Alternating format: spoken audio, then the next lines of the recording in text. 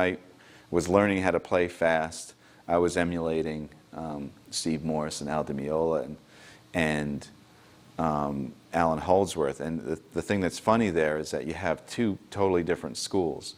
And so I always thought it was like one or the other. So I would practice picking every note like Steve or like Al. And then I would say, okay, I'm going to switch gears and go into legato mode like Alan and be able to just play with my left hand, basically my right hand doing nothing. Now, of course, Van Halen did the combination of the two.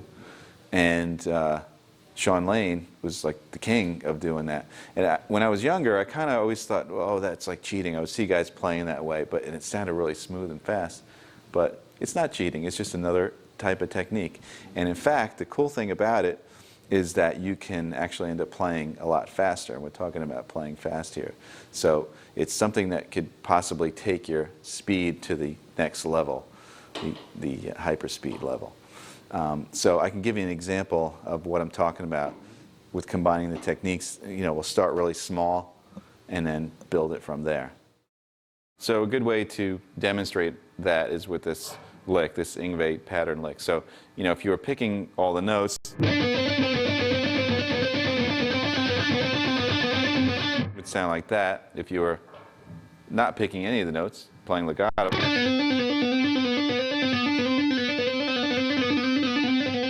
sound like that. And the combination that I'm talking about is picking some of the notes and then kind of leaving your picking and then finishing off the rest of the lick, in this case with pull-off. So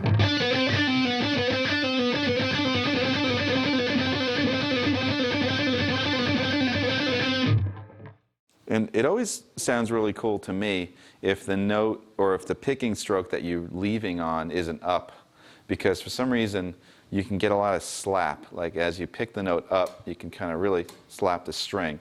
It's a little bit more difficult to tell in the lower register. You'll hear it more in the higher register when I play it. All right, so here's picking every note. Legato. And combination. So once again, slow.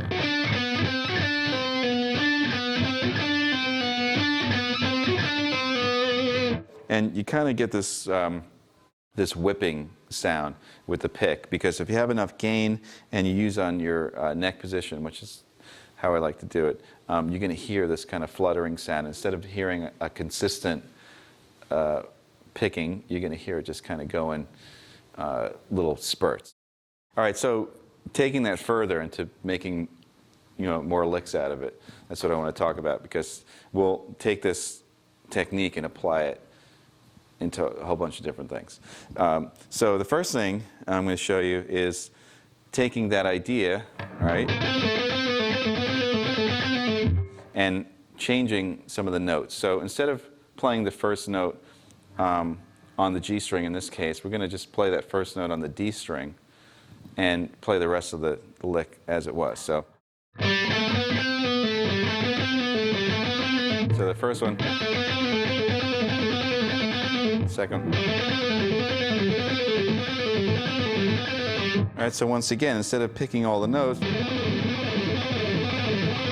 you're going to be picking 1, 2, so the first 4 notes, and then pulling off the next 2.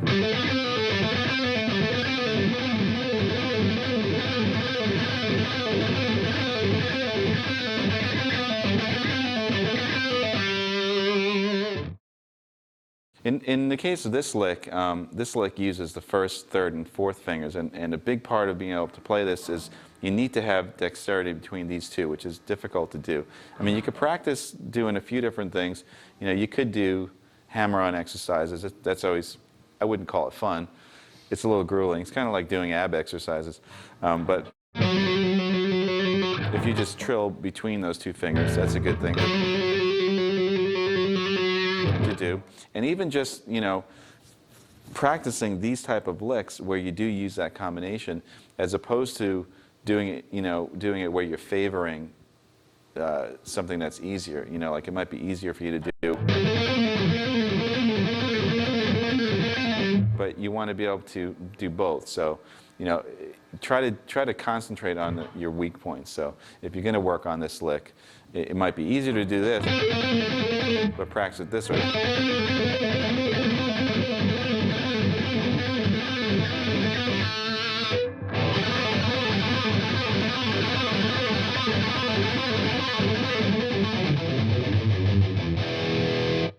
So we're going to do this lick going up the neck, not necessarily in a key, but symmetrical. So there's three different shapes that we're doing. One of them is the 1, 3, 4.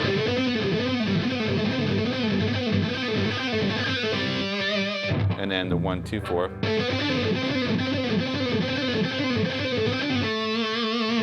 And then 1, 2, 4 with a stretch.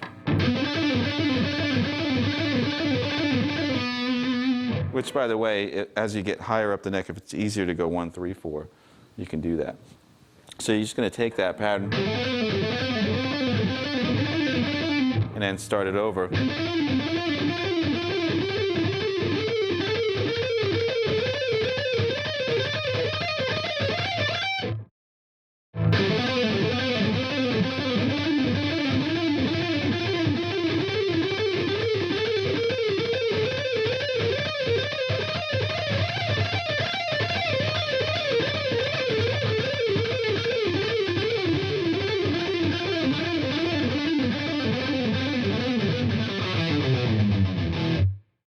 I think the thing that's cool about that is I can take it to the next level. You know, if I was just playing something and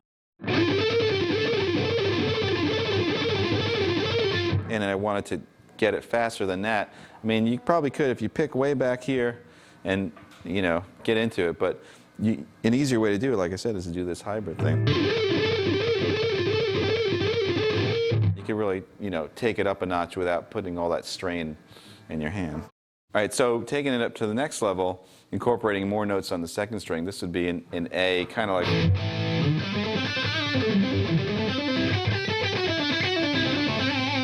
in that realm right over there, pentatonic with the flat 5 and the 13. Basically, what you're going to do is, let's see.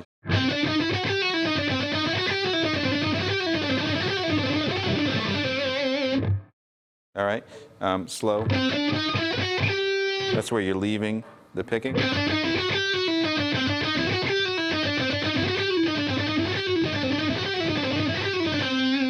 So you can see how if you work on the first part and it develops, then you kind of need the first part to be able to do the next part.